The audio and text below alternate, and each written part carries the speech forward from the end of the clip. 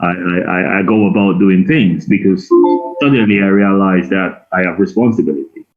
Suddenly I Right. realize that, it's not me alone. I've got Mm. somebody else to look out for, and suddenly I realize that there's another life that needs, that looking after, that care, that love, I haven't been typing in order B or just be down then. and all Yeah, that. you need. So it changed my perspective. I realized that I can't be, running around anymore, not caring about what's going on, but I've got to be more careful. And then finally, I realized that I am supposed to be setting examples. I'm supposed to be, displaying certain principles, upholding certain values, that I can pass on to my children. So yeah, Right. it changed my perspective in that order. So I become more responsible, I become more careful, and I start to look more seriously and how I approach things. Beautiful, beautiful. Thank you, Roger. So essentially, you're saying it sped up your maturity as an adult. Some people may say that you should have been already to some degree mature. I get that. However, in some aspects, it sped up that maturity and it allowed you to be selfless and become more caring as a responsible man. Yeah. Yeah. Adam, do you want to jump in as well? I saw you unmute your mic before. Did you want to jump in on that? Yeah, sorry. The Go little ahead. one just came in. I wanted to get involved in the discussion. No worries, no worries. How fatherhood changed me. That's given my initial experience with it. It changed me mentally more than anything else. So more than anything, like I'll be honest, I was still rather callous, like characteristically or physically or whatever. You know what I mean? But mentally, in the back of your head, you know that you got a little person that can probably possibly follow you. So it slow you down. For want to put it in, it slow you down. Like legit, you can't be going full 100 now because you're going to think of somebody else, at least one other person. Yeah. So Yeah. mentally, that's what I would say.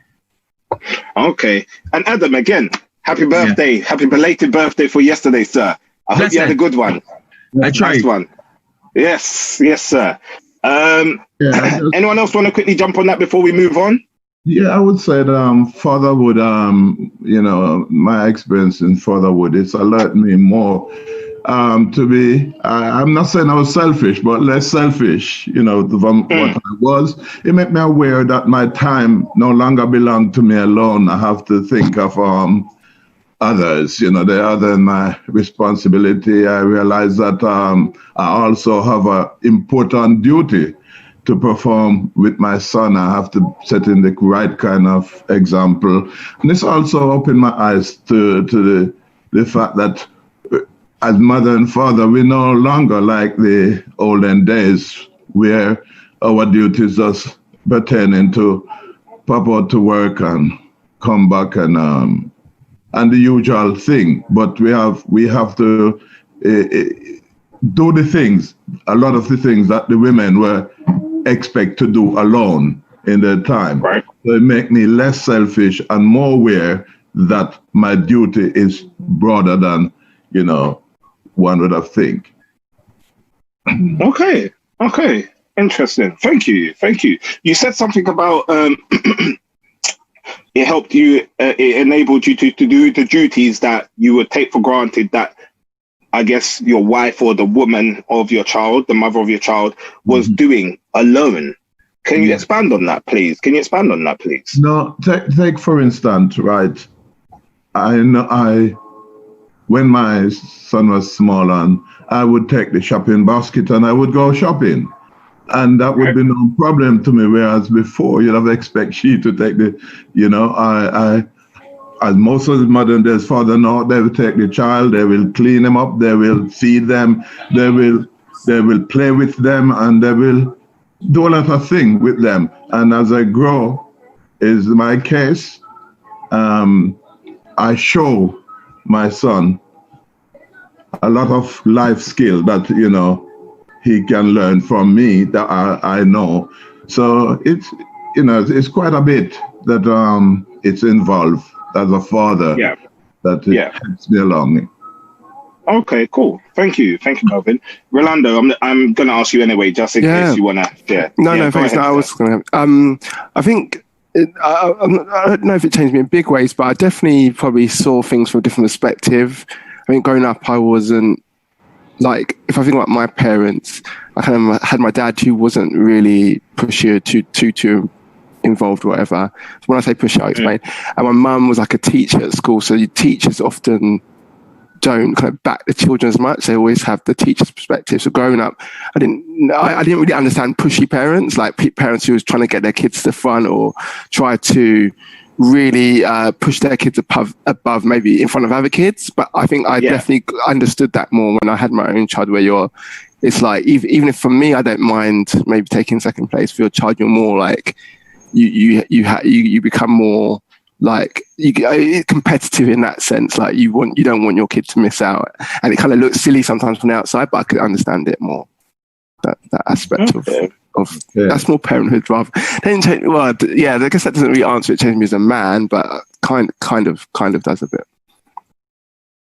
All right. I kind of want to ask something on that because I'm intrigued a little bit by what you just said.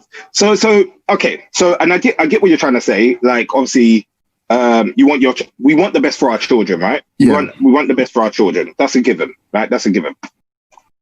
But in doing so, by wanting to be that pushy parent and have your child at the front, so to speak, are you also mindful of the other child? Yeah. So I think I'm definitely am, but I feel like I'm someone I probably would. I'm not really that pushy for myself.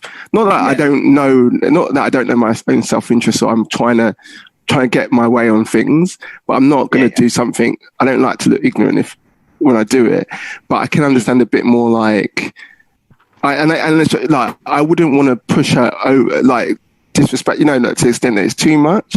But I definitely can understand that more. Like, I guess I understand more a man's role as in looking after your family. Mm-hmm. When you're looking at outside, outside kind of threats, just like, no, you got to make sure you kind of put, if it's just me on my own, I don't really have to kind of, be forceful. But then now you've got a child, it's like I need to be a bit more pushy in the world, like to get things the way I want it. Yeah. Okay. I hear you. So how has fatherhood changed me? I'll answer this myself as well. Okay, so growing up, I was always around my parents. Like I said, my mum and my father were always married. And I always thought to myself, growing up, I saw factors about mum and dad, but obviously I'm going to focus on dad for the context of fathers through the ages, right? So I saw certain factors about dad that, I saw, and I was just like, nah, I don't want that. I don't want to do that. I don't want to be like that. Like, so a silly, not even silly, actually, it's not silly, but I'll give an example. So I was in primary school and I remember it like it was yesterday. I came home and I said to my parents, specifically my dad, I went, Dad, what's sex? He went, what? Don't ask me them questions. And he told me off like I had swore. Like, I kid you not. He told me off like I had swore. And I was just like, whoa, like, I'm just asking a question. Now, I was so terrible growing up, right? So when you told me certain things, if you're not giving me the answer I want to hear, I'm going to keep pushing. So I went away and I came back again and I asked him the same question again, and like, in the Caribbean, if you can't hear, you must feel, right? Okay. I mean, I was one of them kids that really pushed the boundaries until I felt the lash, right? You haven't changed much, Isaac. I haven't changed much. Leonard. Right? And then even feeling the lash, I still pushed, right? But my thing is, right, and this is the point I'm making, we need to understand that there's two ways that we learn things. We can be the educator or we could be educated. I came as a child to my father to be educated. Dad had every opportunity to educate me and be my educator. He chose not to. He chose not to based on me being so young and based on it also being a topic that is taboo, and it's even taboo in the church where we can't speak about these things. So Dad said he's not going to talk. So obviously, if you're not going to educate me as parents, society will. Facts. We're going to learn by our own experiences, whether that be through society or from practicing it ourselves or being educated by teachers or by our family, right? I came to Daddy. Daddy didn't want to tell me for whatever reasons. And what I'm saying is I decided as a father, this was even before I became a father, but even more so when I became a father, that if my daughter right now, and if I have more kids and I'm blessed with more kids, any child comes to me that I will definitely give them an answer when they're asking a question. Now, people say to me, what? You're going to tell your child from primary school about the topic of sex? Now, the thing is here, I think we need to also be mindful that obviously you tailor it to their age, right? So you've got to be wise about what you're doing. You're not just going to, how I talk to Adam, how I talk to Melvin and Roger, I'm not going to talk to my child the same way I'll talk to an adult, but I'm definitely, my logic is this. If a child is asking you a question, and that could be pertaining to anything, they're old enough to know an answer. If the child is coming to you with a question, for me, they are personally old enough to know an answer. Now, if any of your children came to me, it's not my place to give them an answer as such as I would give my own child an answer. But I'll definitely point them in the right direction. In education, right? I'm in secondary right now, but in primary school, when I was in primary school, they were thinking about implementing sex education. In secondary school, it's a given in many schools. I'd much rather had learned from my parents and been schooled from my parents than be schooled through my own experiences in society. I hope I'm getting a message across to everyone and the viewers, because I'm just trying to give some understanding that, I'm not saying jump out and tell your kids every ins and outs in the business. No, but tell them, especially as Christians, about the fact that it's, it's covenant, it's of God, it's about the glory, and speak the truth of what it is. But yeah, go ahead, Adam, and then welcome, Relay. I've noticed you joined us, sir. I believe you're on. Yes, hi, nice. Yes, nice, Relay. We'll jump to you as well, Relay. So just bear in mind, I'm going to go back to Adam, but the question is, how has fatherhood changed you as a man? Okay. Go ahead, Adam. I'm actually glad you brought up that, because it jogged my memory in terms of the things that you're comfortable asking your father and what's not. And in relation to the question about how it changed you as a man, recognizing too that your children can come and ask you things that you probably wanted to go and ask your father when you was certain ages growing up, and like you give the examples just now, your father shutting it down. There are many instances that I had that experience. I'll go slightly different to you though, Isaac, in that I'm actually grateful that Dad didn't expose me to certain things when I may have been a little bit too young for them, which is what brings in your further explanation in that. I agree that if a child asks something, if a child asks anything, they're ready for an answer on that. However, this is where I disagree, or this is where we may differ, or I may just be clarifying what you further went on to say in that. Depending on how mature that child is how that answer should be answered. And as a father, sadly, that's where the schools kind of, let me be honest, the world getting away from God's plan anyway.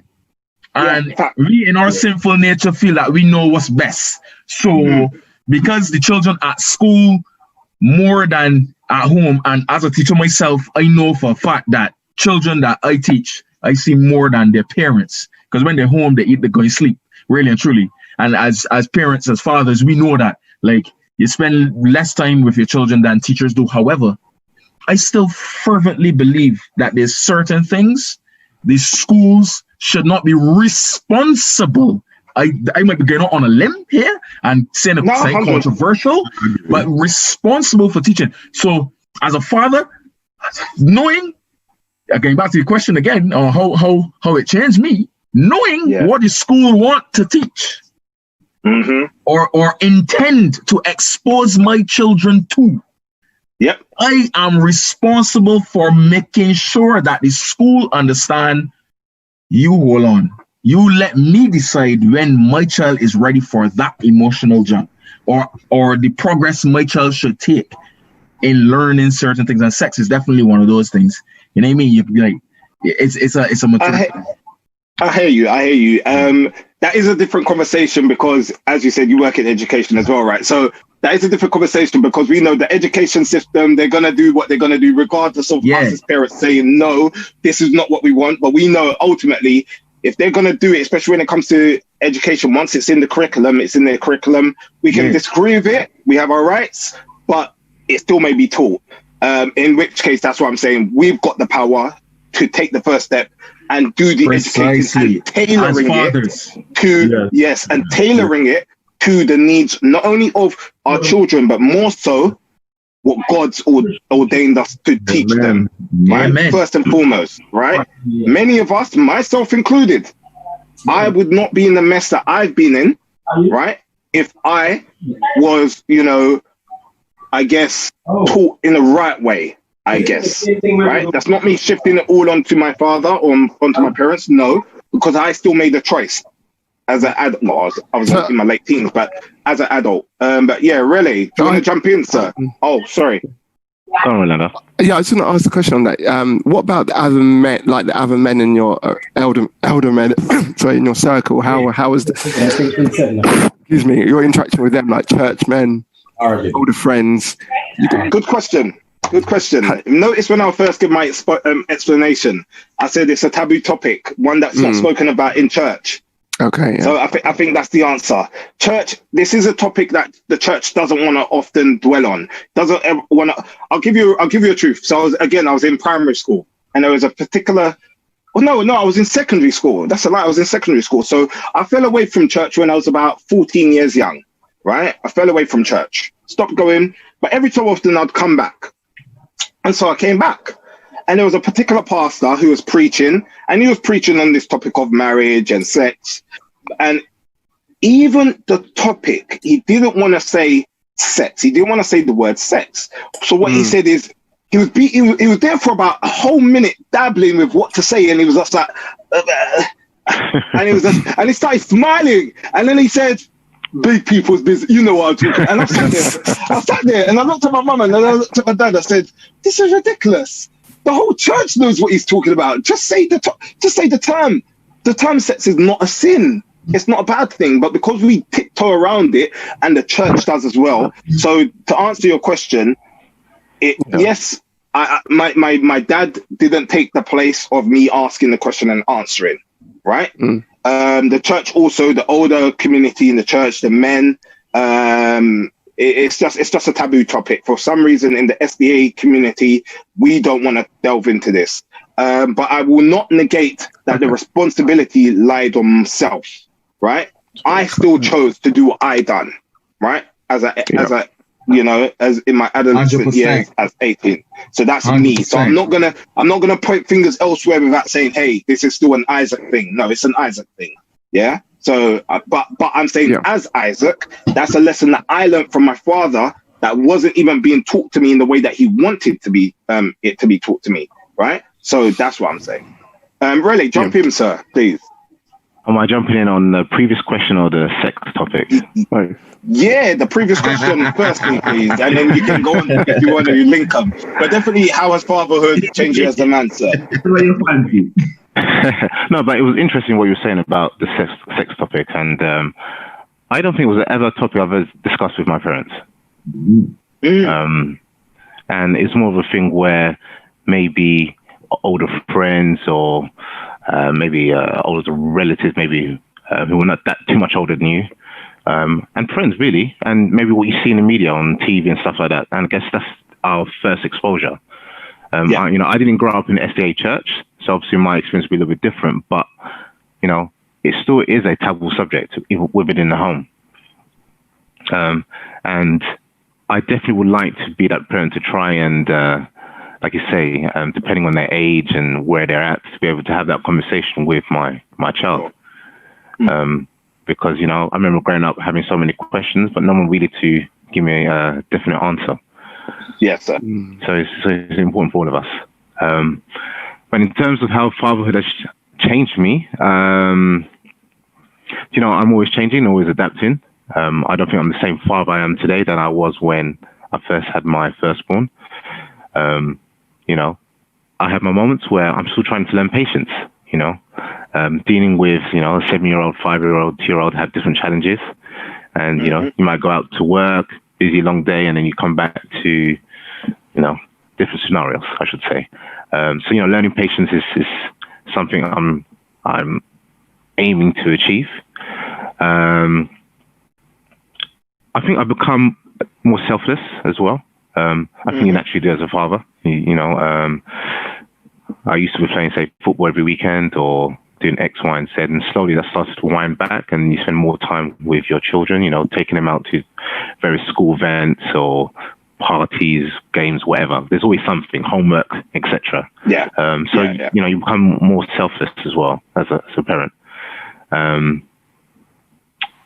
That's all I can think of right now.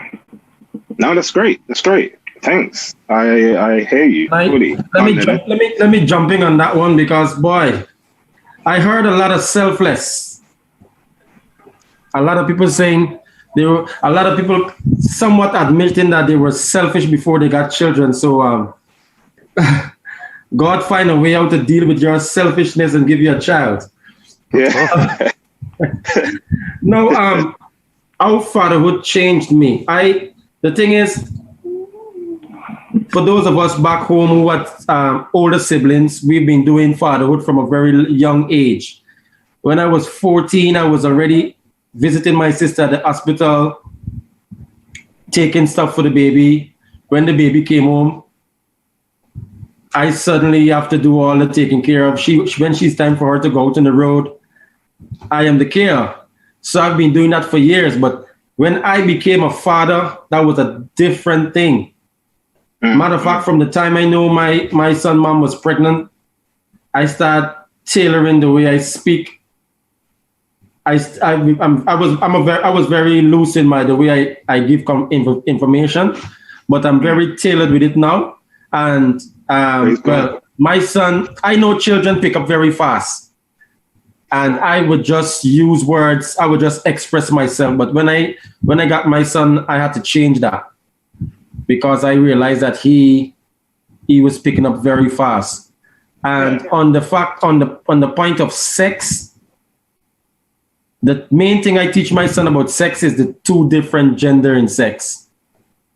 Hear you. I'm not so worried about him. I'm not so worried about him. I'll give him that information about actual sex when in a little while. But for now, at this age, all I wanted to penetrate in his mind is that God made male and female. You're smart, father. But that's what Isaac should have said. What sex? Well, he got a man. I went outside for a bit. I keep pressing on his mind all the time, male and female. Even when he's playing his games, at one time we were one of the cousins, and they said you can have a male character or you can have a female character. I said, well, when you having characters, because you're a man, you're always going to have man characters. And Do you know what though? We're laughing, right? We're laughing, but again, Leonard, it's a great lesson that you're teaching your son, and it's actually a great lesson, sir. Because again, if we're thinking about education, this is one of the things that is being pushed. It is, all right, but it is one of the things being pushed. You know what? Guess what? Before you continue, my son mom has put him onto a program, Latin program. They've been doing through the summer. And today, and everything is about gods, the different gods, the different gods, and all these ones. And today, the guy was doing dance like a god. And I just put on the program, and I was kind of ignoring him with his program. And he came to me and said, Daddy, I'm not doing this program. I said, why? He said, I'm not dancing to no god. He said, the guy said you need to dance to the god, do a certain movement to the god. I'm not doing that. I'm not dancing to any God. I have one God, and I'm not dancing to no other God. Amen. So when I finish, I'm going to go back to the program. Amen. I didn't say much. I just said, well done, Ethan, and I continue because I was so proud Yes. Respect. that the work that I've been doing Bearing fruit. paying off. Yes. Manifest But itself. do you know? Alright. But there's something in that actually, because even though you're talking about sex, actually, funny enough, it's almost a joke what you're saying, but that is actually, when you think about it, that is fundamentally, you're going deeper than what we would expect to talk about, what it really is. Do you know what I mean? And actually explaining like there are two different sexes and they come together to create children, but almost what the school's teaching isn't really that, you know, it's more the kind of the pleasure side of it purely almost, rather than, yeah. But so good on you. I'll take note of that one. Lessons being learned, Rolando. All right. So thank you, gents. Thank you for sharing. Someone, yes. I was just saying that before you move on, you know, I just want to say something quickly. You know, just you say. Yeah. Go ahead, sir. Quickly. Yeah. Go ahead. You know, it's unfortunate that, you know, because most of us, given our experience, I found that we grew up in that culture where, you know, this sex thing is a taboo, because we would have learned so much more from when we are younger, and that would maybe help us to make, you know, wiser decisions or better decisions, if you know what I'm saying. Because I remember an occasion, and this was in church, because I grew up in the church like you as well. And the topic was being discussed, you know, sex. And a lot of people didn't want to say sex. And, you know, a lot of the older adults, if you said, you know, sex in church, you were told off. It was like, you know, you were cursing. I don't But I remember, you know, and I'm going to wrap this up quickly. I remember a question, they were going down the line of, you know, how would the man, you know, approach romance and, you know, being romantic. And one of the ladies said, oh, some of the men, they don't know how to do this. They don't know what to do. They don't even know how to use their fingers or where to put their hands, you know. They were saying that. And I remember one of the elders in the church, he get up and he asked the question. He said, well, what should a man do with his hands? And everybody started laughing. The whole church was laughing, you know.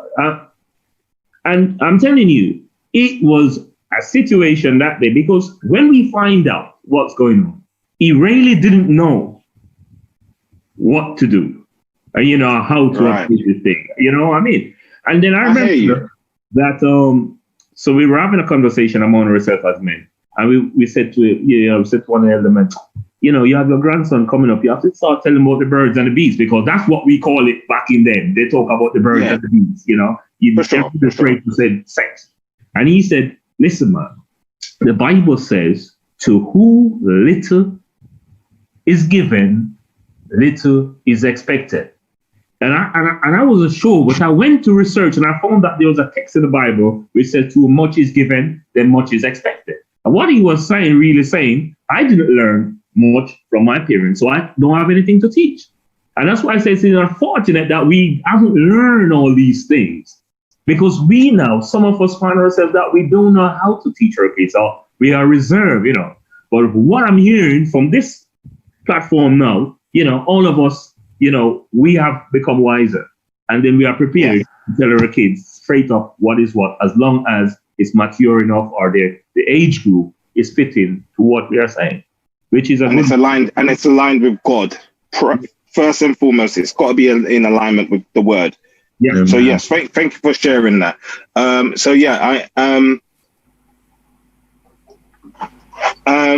Okay, so another question.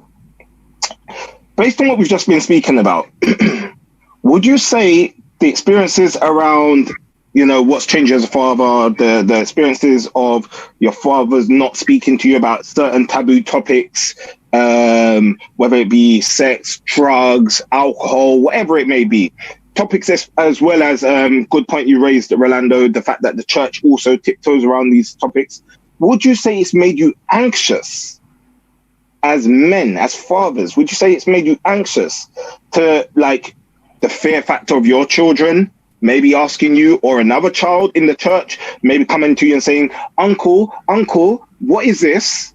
Would you say that you're anxious or you're prepared, you're better prepared. Especially because for me, for instance, based on what my father didn't do, based on what the church didn't do to me or give to me, I feel as though I'm better set up because of those experiences. So I'm grateful for them, even though they're not what I would have rathered, but I can learn from them. So I would feel as though I'm better experienced, and though I'm not as anxious as maybe someone else may be. Would you say you're anxious? Any of you? Listen, if you say there are some topics that I am on the edge of my seat when I hear certain words or I see it. But there are some people, when they look in their face, they come to you to ask you a question. You can tell what they're gonna ask you from the look of their face. When a person is about to ask you about sex, there's a certain smirk that comes on their face. And I'm always prepared to talk about sex. Right. So you wouldn't be anxious. So you wouldn't be anxious. You'd be okay. No. The thing is, the only thing I'll be concerned about is because there are some parents who don't think that their children are of age, even as a teenager, to know anything about sex. Right. So that would be my only concern, whether I'm giving that child information that their parents are not happy with. Right. But talking about sex, I've done that for years. I did HIV counseling and testing at schools for years. So talking about sex is one of the things I'm very comfortable with. You. Yep. Anyone else? And in fact, is anyone uncomfortable with the topic? Would anyone say that they would be anxious? If you would be anxious, then please share. If everyone is like myself and Leonard, then I'm going to skip on to Adam. Sorry, I would have let Rolando go first. No, I mean, I can. Yeah, it's cool. Yeah, go on. Oh yeah, so no, I would be to a certain extent, and yeah, now because I never really thought about it, but I would be to a certain extent. But just to go back a bit, talk about this. I think I have had a decent amount of good amount of information from the church. I think the era I grew up, it was actually quite. It's probably spoken about quite a bit. Actually, it's probably the young people. There's always kind of times they're talking about it. Had fairly good information. I think my mother talked about it. My dad didn't talk about it, but I had fairly. But one thing I would say, and this is maybe it's veering off topic, the way it's discussed in church. To be kind of open and be a bit frank, I didn't appreciate. What I didn't like about it is we talk about it it has been spoken about in a sense more like in a sense that it's going. We kind of it almost not really go into the heart of the issue in terms of playing about with the topic, but rather say, like, for me, it's quite straightforward sort of thing. Like, what the issue is, we probably should be encouraging much more marriages if we want people to be living in the right way, and marriages early. And it's almost like, what I was getting was, yeah, we like to talk about it, but we're not really dealing with the issue that, well, if young people need, we're not really looking at really admitting what the solution is, that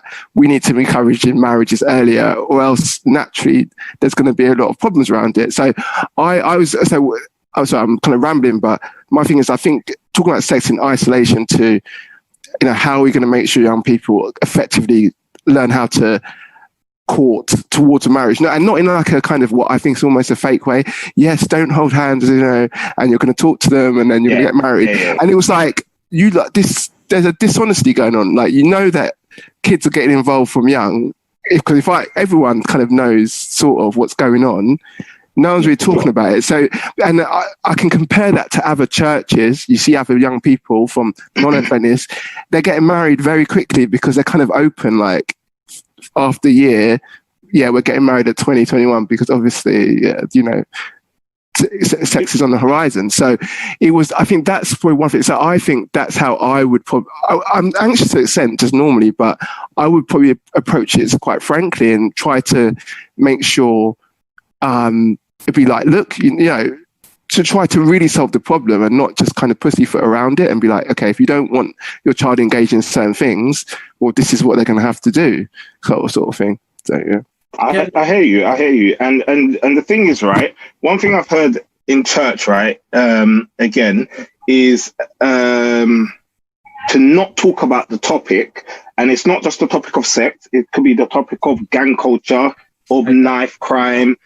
To not talk about the topic, they think, and I'm not saying this is every SDA church, not at all, but the ones that I have had this conversation with, what I've heard, which I don't agree with personally, but I've heard that to not talk about the topic is better because then it doesn't plant the seed. So if we don't talk about knife crime, it's not planting the seed of knife crime. If we don't talk about the topic of alcoholism, it's not planting the seed of alcohol, of sex. And for me, I'm going to keep it short and sweet. I just don't agree. Personally, I don't agree. I think there's more of an argument to say to not educate is a bigger factor in then permitting to something, or not permitting, but to then contributing to something taking place. Personally, gentlemen, please. Yeah. Sorry, I'm very sorry. The topic of sex was not intended for this program. For sure. I understand. I was wondering. I can see Adam's face, and I can see Roger's face. And listen, no, I don't want you to sit here and reminisce on anything. We're not talking about sex. Let me tell you something. Thank you. Isaac. Sir. You need to come back here on a sex topic. Yeah, we can do that. So let me tell you something. Sure. Let me tell you. That one thing can take about 3-4 topics. But you know what? Leonard, can I say something? What I want to do, we have quite a few questions that we need to go through. Well, Leonard, can I just say one thing on this? Just make it quick. Yeah, well, I'll make it quick. I do think, however, just to recognise that a root of a lot of the problems of the black father is sex. So I agree. I don't want to talk about it, but as a group of people, we need to recognise the looseness with that is what destroys. It has a place to. It has a role to play. However, like I said, sex is a very big topic. Yeah, okay. I'm just saying. And if we do not turn away from this now, trust me, this is gonna take the night. Can I be allowed to relate it back to what we're talking about with my last point, last word on it, Adam. Go ahead, Adam, and then I'm gonna move on to another question. Go ahead, Adam. So quickly, 20 seconds. The as a black father dealing with taboo subjects, as a black Christian Seventh-day Adventist father dealing with taboo subjects, what I will say is, because I personally believe that one, we're still all sinners and born shaped in iniquity. So we all got areas where we fall down, and if we don't address those areas, like the sexual immorality that society influences our children with, the gang culture that society influences our children with, as black fathers, if we don't address it, then we can only be continuing a cycle. 100%. I agree. I totally agree with that, because let me tell you something. Sex is one of the only things you don't exactly have to influence anybody big on. If you leave a male and a female from a baby, you bring the two of them up together. When they reach a certain age, there's something natural that happens. Attraction and these kind of things, they happen naturally. So what I want us to do is we're going to plan on it. And I'm happy that you guys are very excited about this program. And it's a very important topic. Yeah, and like you said, a few of you said earlier, this is one of the topics that the church tend to stick away from. But what we're going to do, since we're not a church and we're not doing church, we're going to bring that topic so that those who didn't have the opportunity to hear it from their dads and their moms, hopefully we catch somebody before it's too late. All right. Let me ask the next question. You got one? You want to go ahead? Yes, next question. I'm going to do number 2 at Isaac. Yeah, go ahead, sir. Now that you are a father, if you could change anything about your relationship with your father as a child, what would it be and why? now that you are a father, if you can change anything in the relationship with your father, what would you change and why? Well, let me jump in here. Since no one want to take the first, let me jump in, yeah? Now, Go ahead, sir. My dad was good. He was okay, you know? But my dad was a sort of, you know, he have a certain tradition with him that when we started become like teenagers and growing up big and all that stuff, my dad, his intention for us was, especially us as boys, he kept saying, go learn a skill, go learn a trade. Girl, I'll learn a trade, go and get yourself a skill. And he sort of prefer us to, you know, sort of going down that route instead of further education, like, you know, going, you know, advancing to college and university and that stuff. Because his theory was, if you have a trade and you learn a skill, that stays here until you die. But during education, you know, you tend to want more and more and more. And by the time you get to a certain stage, you might realize that, you know, you have so much education and then you don't know where to go, or there's not a job to suit that, you know, because so many people are leaving out of schools sometimes. They didn't have a job to suit what they leave school for. And therefore, it's like they were like, you know, sitting duck. They didn't have where to go, you know. So that was my dad belief, you know. But do you want to change that? In some ways. Would that be one of the things you wanted to change? In some ways, I would have a word with him, you know, no, see what it is. I said that you have to balance the two because he prefer one thing than the other. You know, I would like him to see it this way, so that you got to balance out the two, you know. Education is good as a skill. So if we can learn both, get the education and get a skill, then that would work. But he prefer one and the other. And that was the only thing I see with my dad, you know, okay. All around, he was good otherwise. Anybody else want to jump in on this one?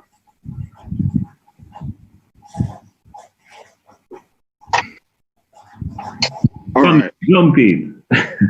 Who we got? Someone jumping in? Anyone jumping in? I was going to say, the only thing I would probably say for me is that just being able to talk more and communicate more with your father. So if I was to go back, I'd be able to talk more and express more of my feelings, what I'm thinking, ask more questions.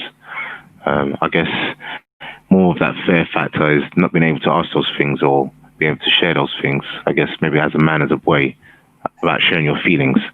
So I think now with my son now, he's a little bit more open to sit down, talk to me, share those feelings that he has with me.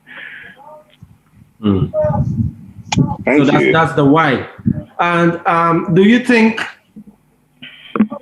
not being able to communicate the way you wanted to affected you in some way, mentally?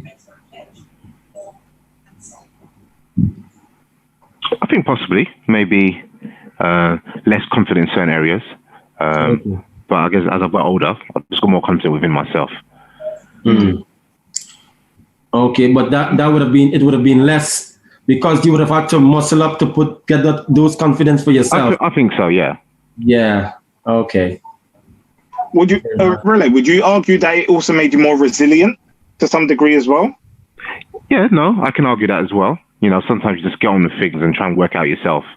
Right. So there is a balance in both things. But the key is balance as well. You know, I don't think there was a balance. Yeah, for sure. For sure. The way you deal with things that you learn on your own.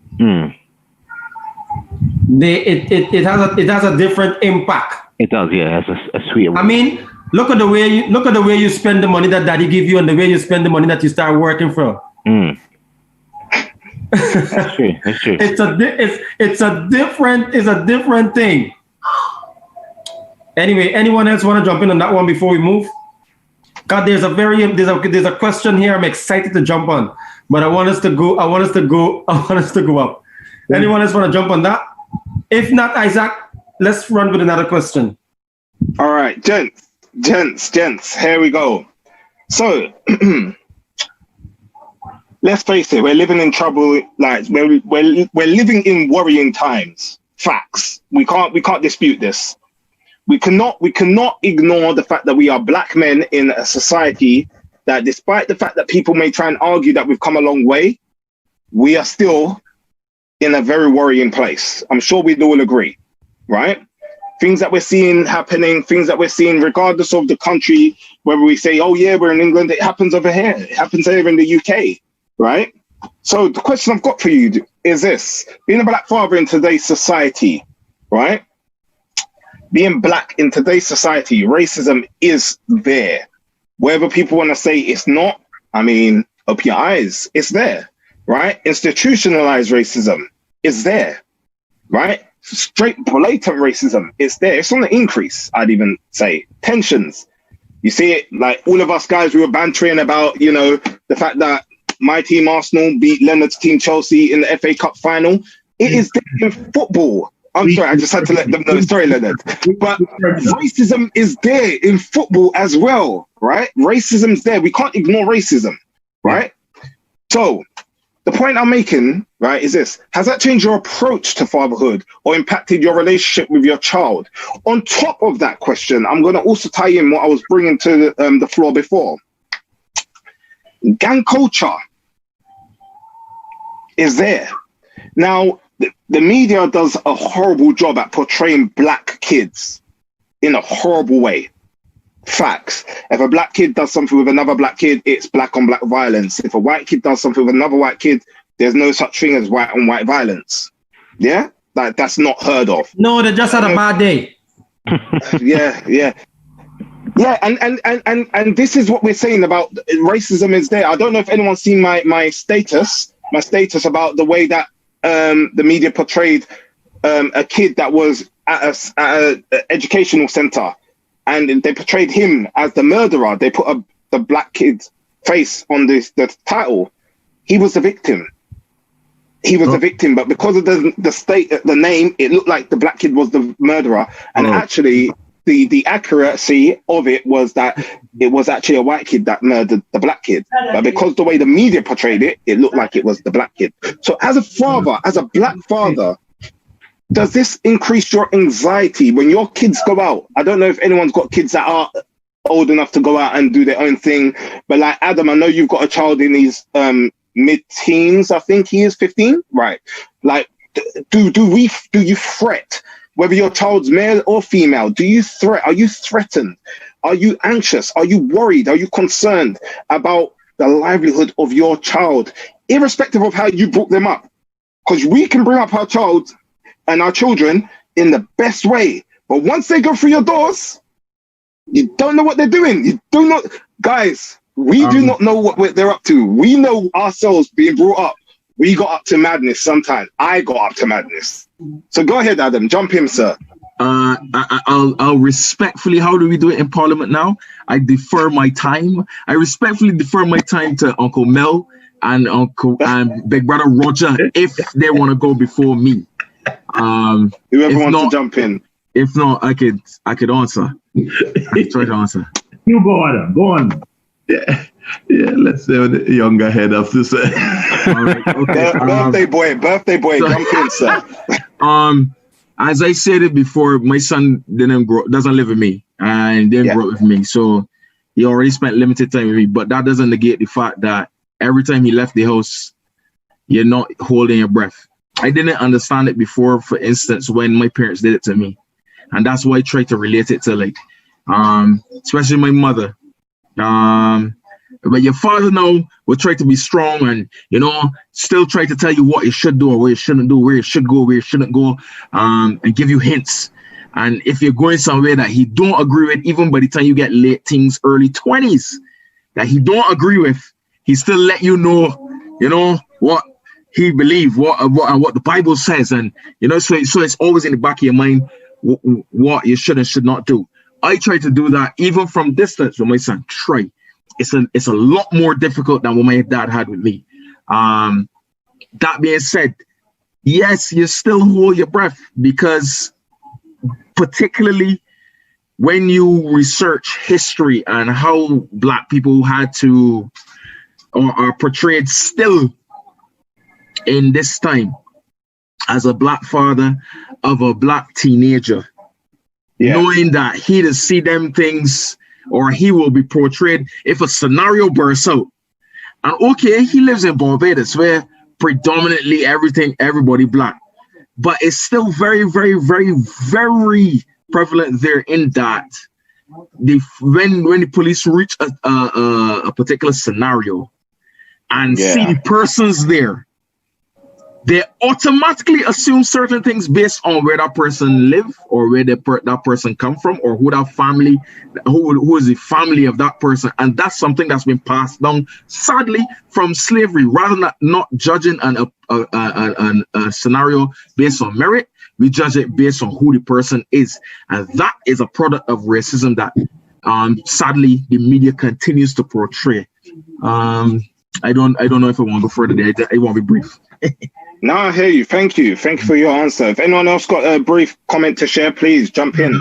I think really, as a father, and you have children, when they go out, especially in this society, you do worry. Even when they're old enough to take care of themselves, you still worry about them, because the environment out there is extremely hostile. And of course, with the mixture of racism, I used to experience things when I'm coming home from party at night, police pulling me up for no reason, telling me how I look like somebody robbed somewhere that I don't even know. And I realized that when he's coming home, he could be stopped. And these days, you just scratch your nose and they say you're resisting, and throw all kind of charge on you just because of the color of your skin.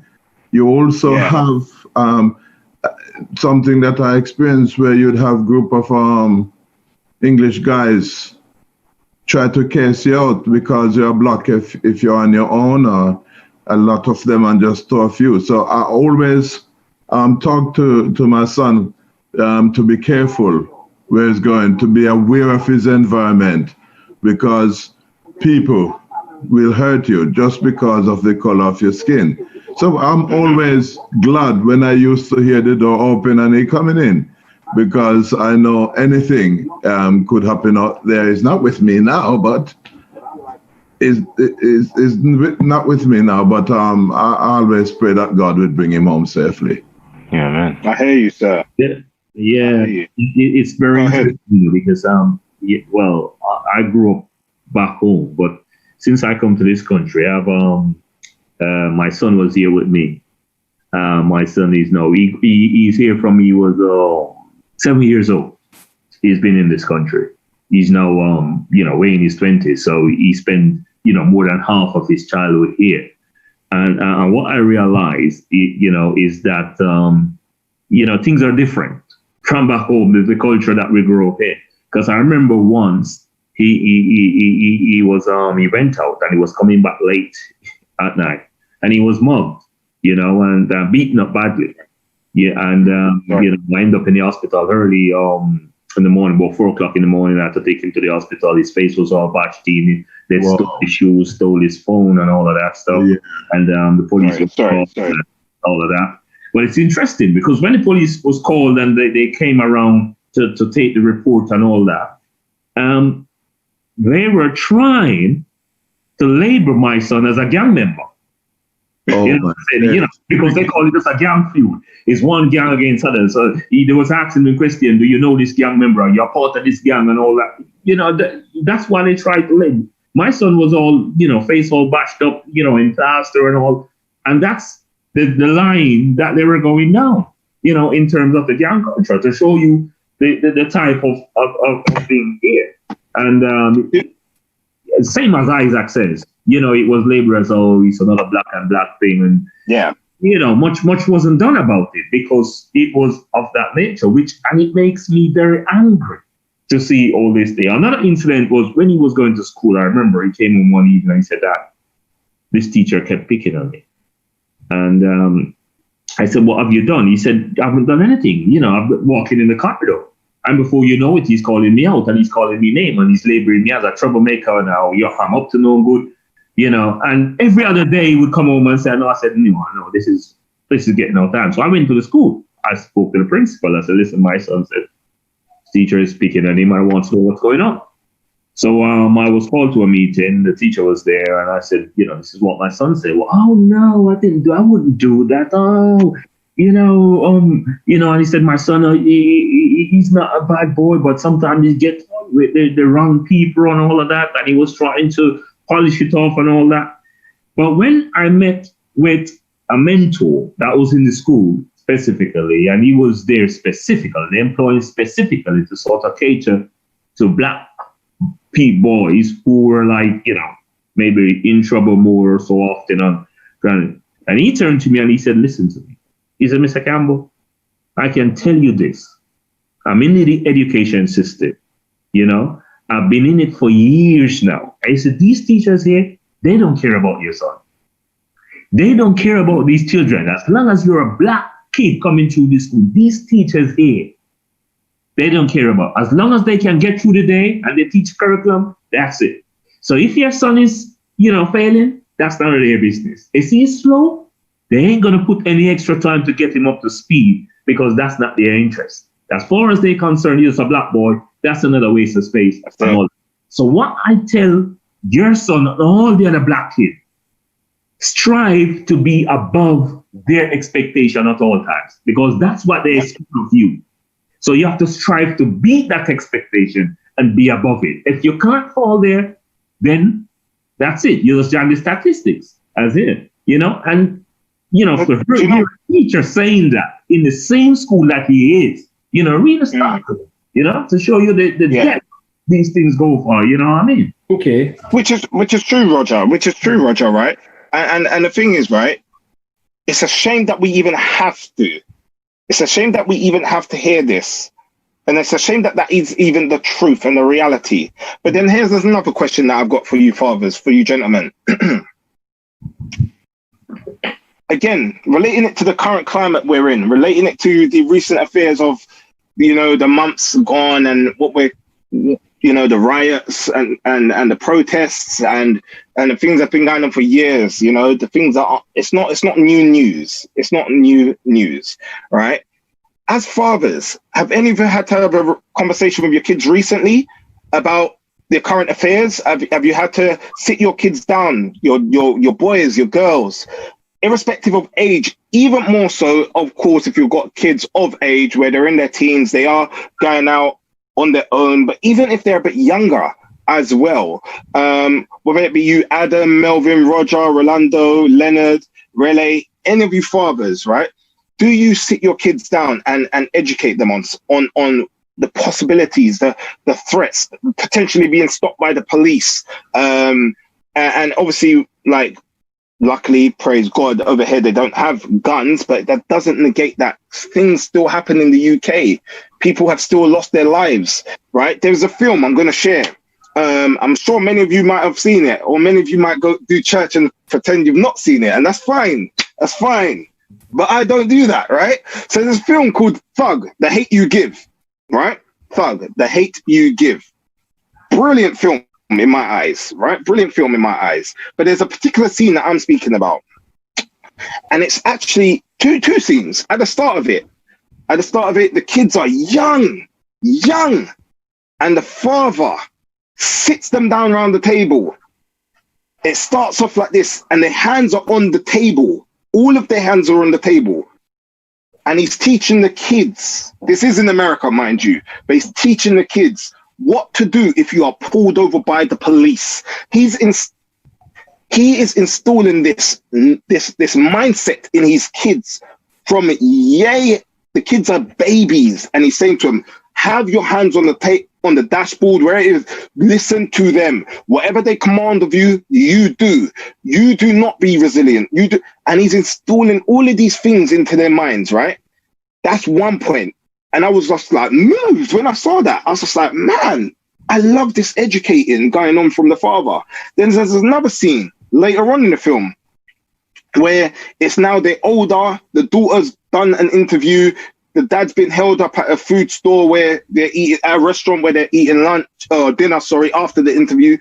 He pulls up outside the house and he gets them on the lawn.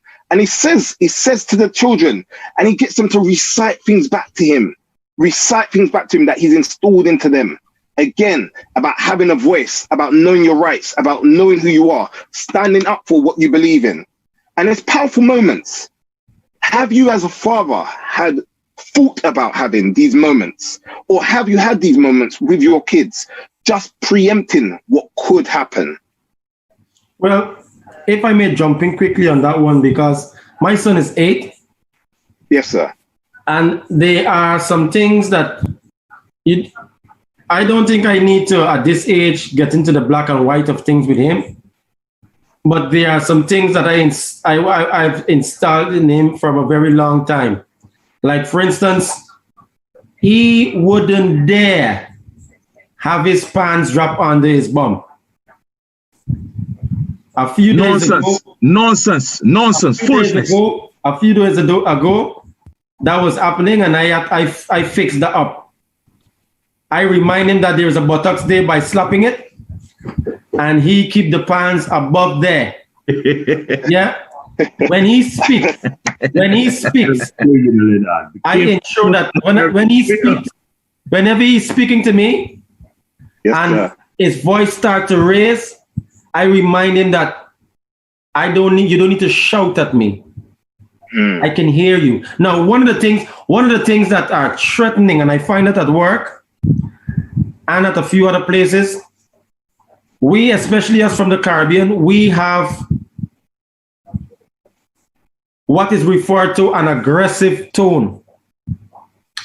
Like somebody would be listening to us from a distance, and we're talking about football, and they would be thinking, "Oh boy, it is going down. They're about to fight." At work, you have to be careful how you speak to a white staff, and when you're speaking to a black staff. Now, I'll encourage my son to speak a certain way. Now, we shouldn't have to do this, but I encourage him to speak a certain way. Yeah. I said, listen to me. If nobody don't touch you, you don't need to touch them. If somebody come up to you and talk, you talk back. You don't have to hit somebody because they talk to you. Okay? If somebody hits you, matter of fact, go to the teacher. You don't have to hit them back, because the way you're going to respond may not be as the way they hit you, or because he'll blame black and me and you, the two of us, we've been fight. I've been ramping with my son for a very long time. My son is very tough, and I know that. So I discourage ramping at school because I know he can hurt people. Mm-hmm. And if he hurt a child at school, they're not going to say two children had a fight. Mm. They're going to label him as a bully. Mm-hmm. They're going to label him as a fighter.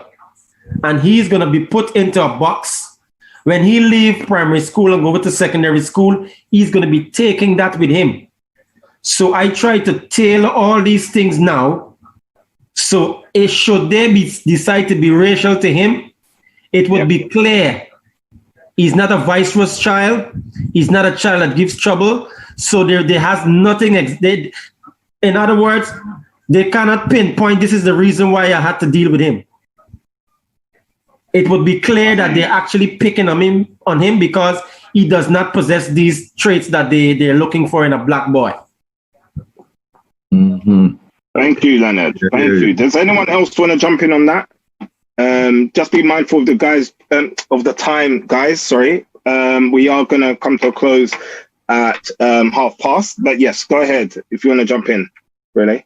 Was it you, Rele? Yeah, I was just going to say quickly that going back to the question about how, I mean, for me, the incident would happen with the kneeling, the police officer, that turned me, that switched me, that got me angry. And yeah, I think that little bit of anger came out in the household, and my son sort of sensed and felt it. And we talked a little bit about it. I didn't go into too much depth with him about the whole situation.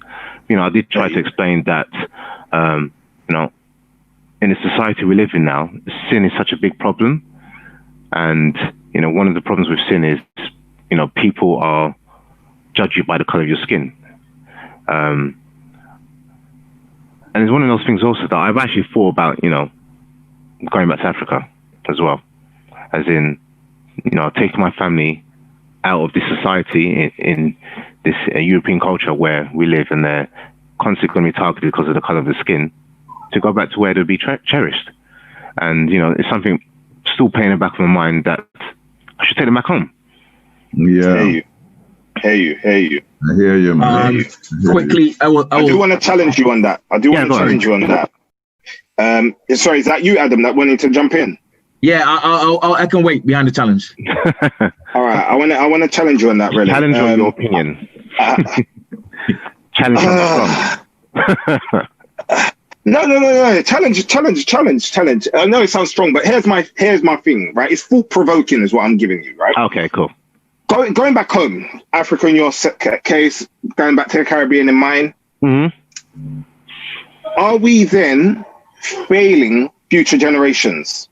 What I mean by that is this: if my daughter is subjected to these wrongs and I do not provide the voice, if I see your children subjected to these wrongs and I do not provide the voice, we are all of the same community. If I see the wrong being done and I say, to better able myself and for the betterment of the family, let's go, because I'm not against it, right? I'm not against it. It makes perfect sense. But if I say, let's go, what about the others that are still suffering?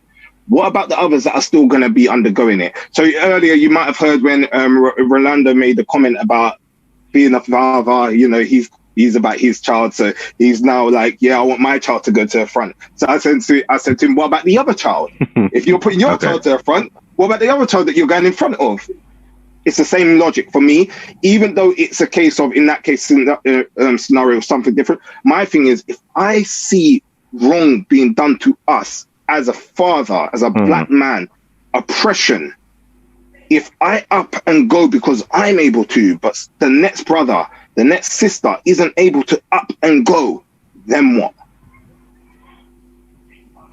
It's a fair point. Don't you think that, though, is a personal choice? He can do it. Of course it is. But of course not everyone is going to be able to do it. Of course, and it is personal.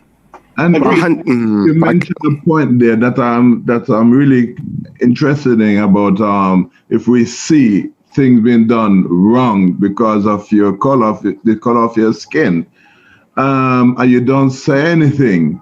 Right, you're just as bad as the perpetrator. But agreed. Now, what happening? I've been coming across quite a few Seventh-day Adventists who actually feel that you should block that out because it's a distraction. I mean, there is a little word that they used in a conversation with me is a distraction. So we should ignore it and just think about Christ. And I said to the person, look, we don't want to become so heavenly minded that we have no earthly use. We are supposed to be the voice for the voiceless. We're supposed to be able to speak up for them. Yes. So if we all turn a blind eye and said, okay, it's a distraction, to me it's ungodly because we need to speak up for the downtrodden. Careful, Uncle Melvin. It's obvious, man. It's true, though. Yeah. So I think we shouldn't turn a blind eye to this thing. It's a reality. Any one of us child could go out there and because of the color of their skin, they don't come or something seriously bad happened to them, all because of the color of skin. So you got to let people aware that you are aware of what is happening. And of course, you have to educate your kids that these things are happening. And these are some of the measures you can take to avoid it. But there are situations, which I like that bit to talk about the film, where you don't have any power. A police come and they pull you up for something, you done nothing. It is always best to be calm, cooperate, see where they take it, because you have no power over them whatsoever. They have everything over you. So those are the situations that, and gladly, my son, is not with me now, but, he's well aware of all these sort of things because we had a previous conversation about it years ago, and so on. So, but that is something we have to be aware about when it comes to our children, make them aware of this. which is what I definitely agree with, and a point that I'm gonna hone in before we start to wrap up is this, because there's something else that Raleigh mentioned, right? When he did see what happened over in America, when we experience trauma, right? When we experience trauma, I felt like I lost a brother, a father, yes, an uncle. Yeah, it hit me. Yes, it does. Yeah. What I'm trying to say is, when I experience trauma of another who I relate to, it still hits me same way, right? Even if I don't visually see it, if I hear it, if I read about it, it hits me.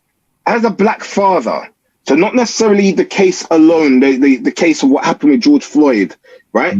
But as a black father, trauma, mental health, your mental health, how does it not only affect you, but how are you, firstly, ensuring that you're going to do whatever is best for the betterment of your child, to be the best version of self? Adam, I'm going to come straight to you, sir. I see your hand, right?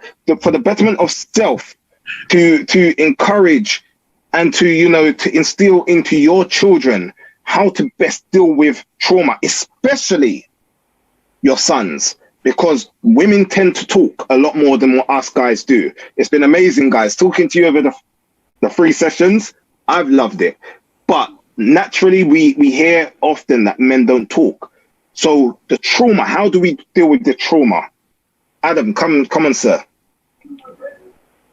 So a couple of things, and as quickly as I can. So how do we deal with the trauma is by presenting an avenue where your child can share from early. Yes. From early. That's my thing. Whether male or female, presenting an avenue where your child can share with you from early. Come on. One of the major problems I find we have had as black men and then as fathers as we've progressed is, like you said, like you mentioned, that struggle to be able to express ourselves, to be able to, and when I say express ourselves, we can talk. We can sit on top of football all night. We can sit on top of sport. We can sit on top of cars. We can sit on top of anything. But what about the trauma? Manly. But what about the emotions? What about what you felt?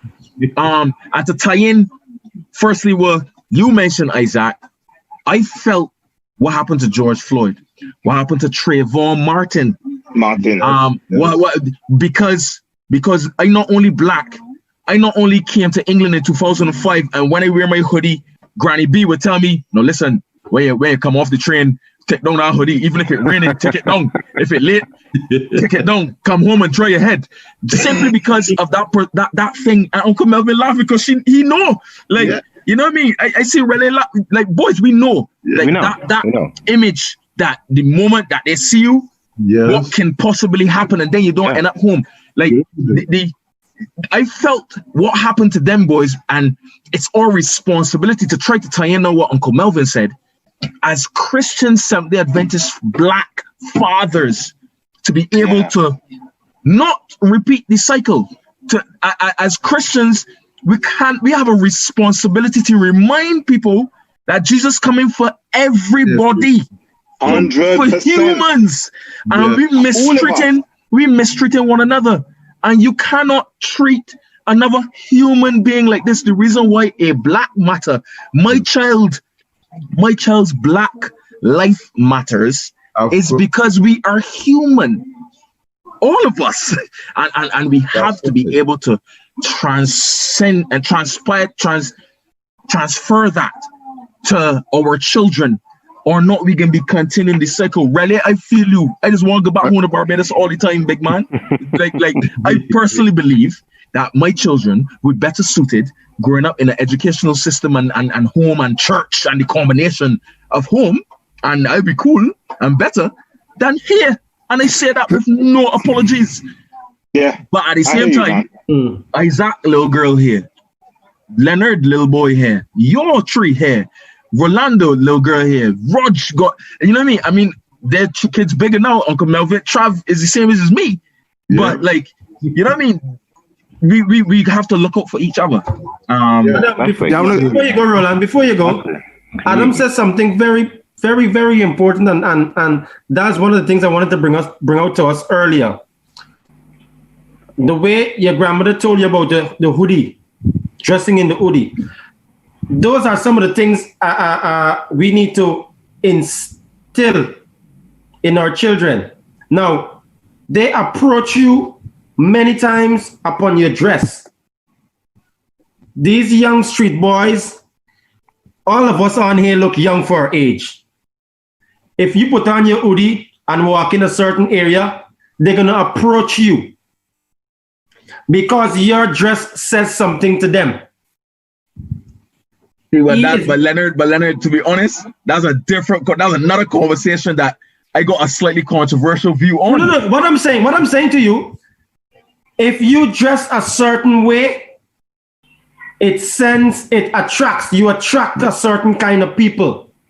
True. And we're going to teach our children that. We need to teach our children. If you turning up in Brixton and Peckham after 9 in the night with your hoodie and your bag across your waist, and it's hot and your hoodie's over your face, you're going to attract the police, or you're going to attract the boys that think that you are a rival. Yeah. Go on, Roland. I'm glad you said that, actually. So my experience, I could talk on this a lot, but race has been really central from my life, I would say, all these issues. Now, overall, I'll try not to long out, but in terms of school and pre-work, I've done really well, but I had early kind of heads up on it. Like even my mother did a study about how back in the 90s about how black boys are being mistreated in the system of institutional racism. So I was aware of that. I could never, even what you said about dress, I dress in a way, I'm always conscious. Guys won't trouble me because I'm just obviously not involved, a bit geeky, whatever. But I'm conscious about that stuff. But what I wasn't prepared for was, I did well at university, got into really good jobs. But that side of it, I wasn't ready for. I kind of had in mind, if you get uni, you conquered, you've done it, but it's consistent and it's really big. I'll try to skip a few, whatever. I had to talk to people at work. I just want to share this because it just was really striking to me. I think the biggest thing about racism in this country that you don't see elsewhere is the silence, the lies, in America, they're open with it, but it's so strong that I was talking to That's a white. So true. That's so true, brother. That is the problem here. Yeah, and I agree with what Isaac was saying about leaving, going. I've discussed all that, and the issue I have is so deep here. It's really ingrained. And what I would say, where I really picked up, I was talking on a race group at work, and it clicked what the thing that really challenges the kind of the let's call it white people, the elite, is. I said, the one thing they said, what could you do? And I said, one thing I haven't seen is yourselves as senior white leaders communicating downwards the extent to which you believe you agree with this whole Black Lives Matter, with the struggle. So they'll let you talk, but they won't say anything. They'll just, you think that they all agree, but they haven't said anything. So they're silent. And it's like, you have not heard. Have you heard? Silence is a language, boy. Have you heard on radio anywhere a white person say, yeah, we, that I get involved in racist conversations, or my friend? It's an unsaid rule. They know. Do not admit it. Do not accuse anyone. And why trying to bring that back to what matters as a father is the problem in this country is hard to see how deep it goes. It's hard to see where it is. So we need to communicate amongst ourselves and to our children and be really open-eyed about it. Yeah. So, so I think the more you talk about it and just realize how often it happens, it's going to be really crucial.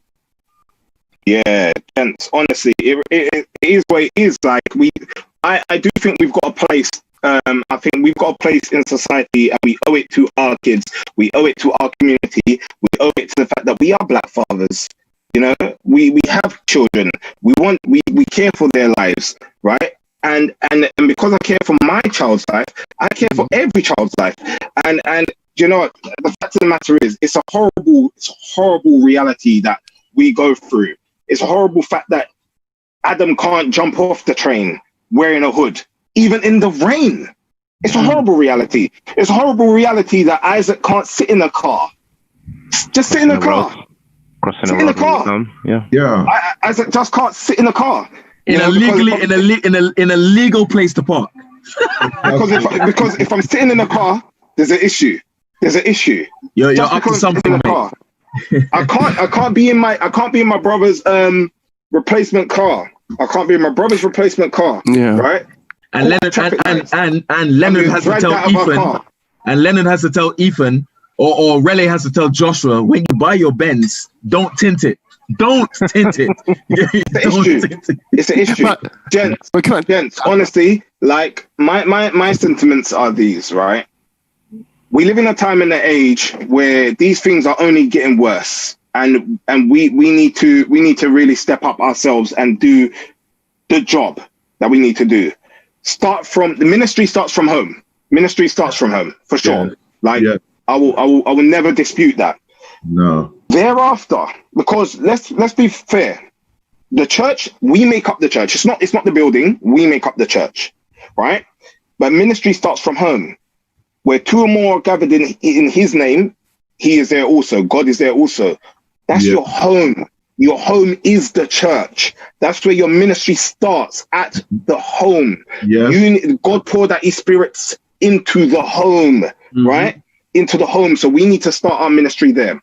Thereafter, when we do congregate at church, in the building, in our respective buildings. So for you lot, it'll be Brixton, for myself, Ballum, wherever it may be, we need to learn that these taboo topics, these sensitive topics, these topics of oppression, what it means, and not just the negative, the proud topics, what it means to be black, full stop. I'm not even going to say the next, what it means to be black, full stop. And then on top, what it means to be a black father, the power behind that, the role, the responsibilities, that it's never too late to step up. It's never too late. We heard what the ladies shared last week. We heard what they shared last week. We need to understand that there is all of these things that have happened for generations. And ultimately, there is trauma. So what I'm bringing to us now is, if we can share the screen, please. Ready? Share the screen. So for the viewers as well, so you can see the shared screen. We done this on week 1. These are the support out there. Support for men. But be known that there is many places for counselling as well, for the women as well. But right now, I'm just talking about for the men, but these do pertain to women as well. Of course, you know that I'm part of Manting Podcast. That is young men, up and coming. We are of church, of the church faith, the SDA faith. But as you can see on the screen, there's many: Cornerstone, Being Mankind. You can actually follow us, by the way, Manting Podcast on Instagram, if you want to, and follow the rest. If you scroll, the Dope Black Guys, I would recommend the Dope Black Guys. One of the guys that run the Dope Black Guy is a lecturer at the University of he teaches psychology. Birkbeck. I can't remember his name. I'm guessing. I think he's very good, and he goes deep into black fathers, and he bring you back to the roots before he give you any information. He lets you know where it's coming from first, where you're coming from, give you an idea of yourself and where you should be, and then he will tell you about what is causing things to be the way they are right now. He's very good. I hear you, bro. I hear you, right? Thank you, Leonard. Right, as you can see at the top, it says it's okay to ask for help, and there's that saying that people have spoken about more frequently. It's okay to not be okay. Facts. You do not need to hide your hurt. You do not need to hide your trauma. Your mental health matters. Mental health, it's on a continuum, right? It is on a continuum. It never stops. You wake up and it fluctuates throughout the day. Whether that's ill or good mental health, sometimes it matters based on just what you've eaten or not eaten. A conversation had, the lack of a conversation. It's not always a big thing. Sometimes it's the smallest things that build up until that volcano erupts, right?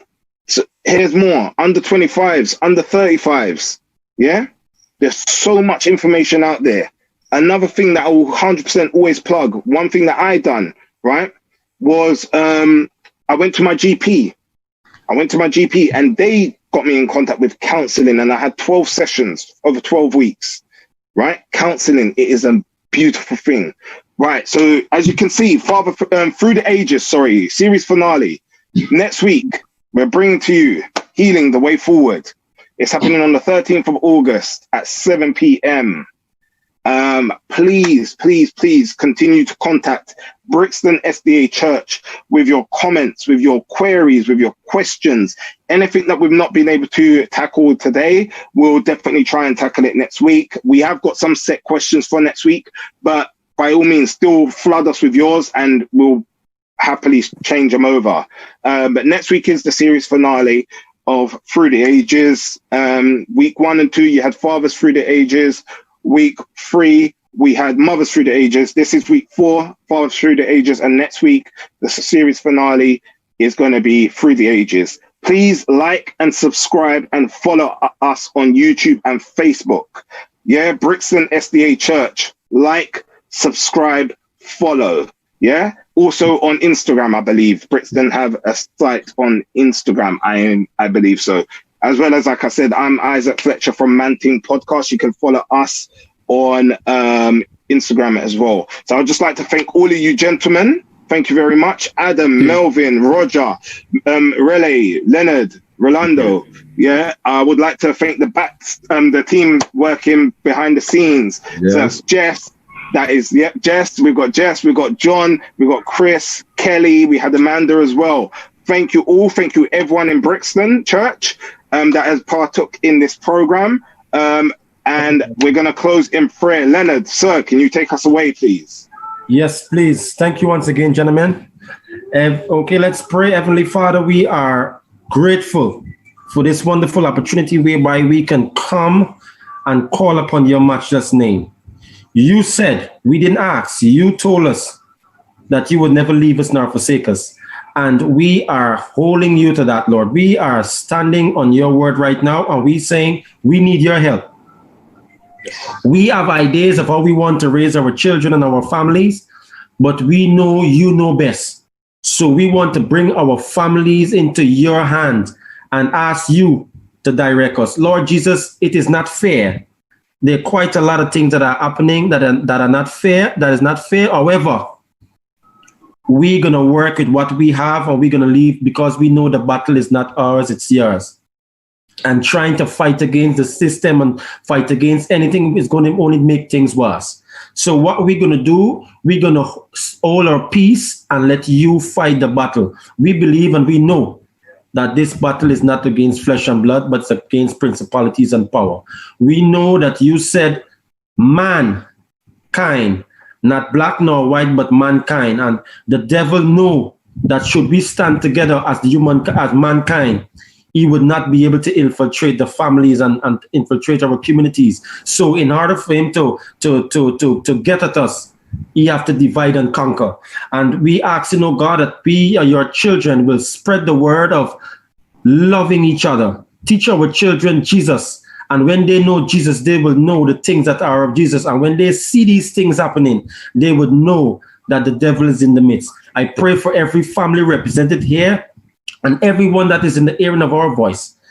I ask that as we prepare for next week to bring down the curtains on this wonderful program, that you would touch men and women's lives. We would touch families, and we would have a renewed family structure after this program. Once again, thank you for your lovely mercies and for your grace. Be again with the team that is behind the scene that are doing all the hard work.